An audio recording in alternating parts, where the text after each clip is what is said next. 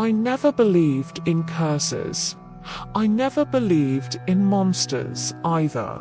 Not until I moved to a tiny, forgotten village deep in the mountains of rural Minas Gerais, a place so isolated that even the locals said God had trouble hearing prayers out there. I was a researcher, traveling the countryside collecting stories about Brazilian folklore. At least, that was what I told myself. The truth is, I was looking for something to explain what I'd seen as a child, something I spent decades trying to convince myself wasn't real. I thought I was prepared. I wasn't. Everything started on the night I arrived in the village known as Santo Rancho. Santo Rancho wasn't on any official map. Half the houses looked abandoned. The other half looked like they should be abandoned. When I checked into the only lodging available, a room above an old bar, the owner barely looked at me. But when I told him I was researching local legends, he froze. His hands trembled. "You don't want those stories," he muttered. "Not here." "Why not?" I asked. He didn't answer. He only pointed to a framed newspaper clipping on the wall. The headline was faded, but I could still read it. I laughed nervously. "An animal attack." "Something like that," he whispered. "You're staying through Friday, aren't you?" I nodded. He gave me a look I'd only seen once before, the look of someone watching a man walk toward his own grave. The villagers didn't talk much, but older folks, especially those who had seen too many winters, always slip up eventually. An old midwife was the first. There was a boy, she told me, born on a Good Friday, seventh son of a seventh son. She crossed herself. His eyes glowed the moment he came into this world. "What was his name?" I asked. She swallowed. "Vicente, that name would haunt me." The school teacher told me more. How Vicente grew up strange, hearing things no one else heard, staring into woods no one else would walk near. The teacher lowered his voice. Sometimes I heard him growl, like a trapped animal. When I pressed him further, he stopped talking completely, just stood there trembling. The first night I stayed in Santo Rancho, I couldn't sleep. The floorboards creaked, the walls groaned.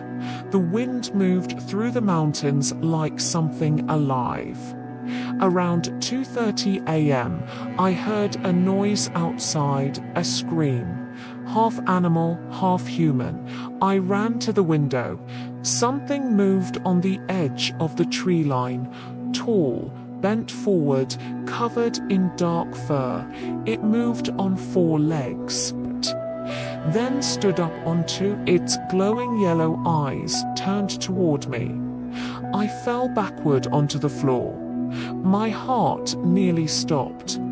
When I looked again, it was gone, but the footprints remained, huge, deep, changing from beast-like to eerily human. That was the moment I should have left. I didn't. The next day I found Vicente's mother, or rather, what was left of her.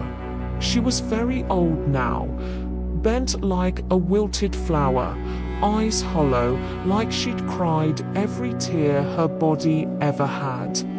She told me everything, how her son disappeared every Friday, how he begged her to tie him down, how he would return at dawn with blood on his clothes and no memory at all. "How long has this gone on?" I whispered.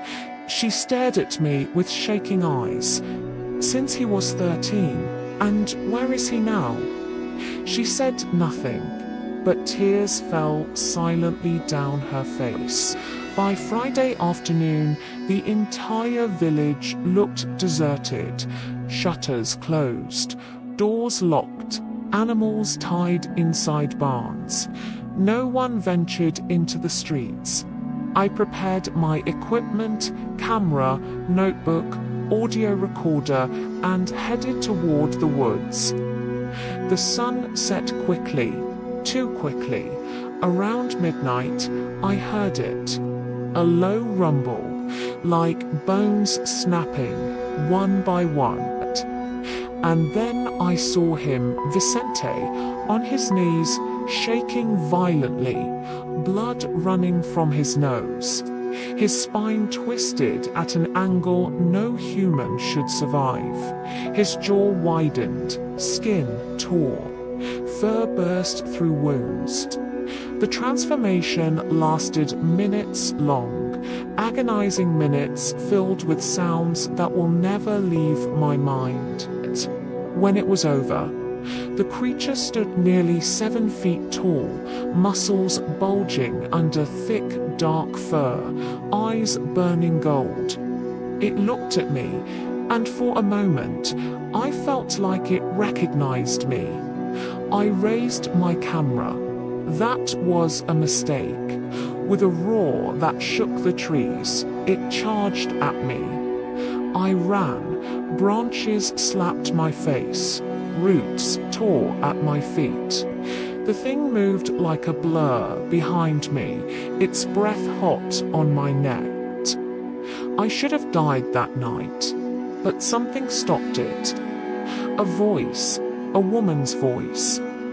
In the clearing ahead, I saw her Vicente's mother, standing there in the moonlight, alone, unarmed.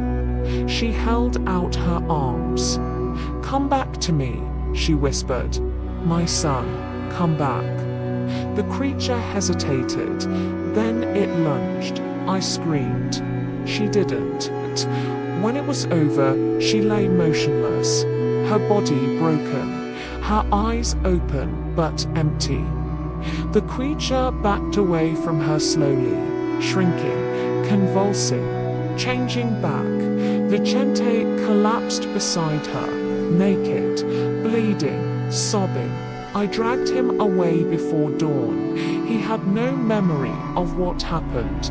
Maybe that was a mercy. I reported everything. No one believed me. No one ever does.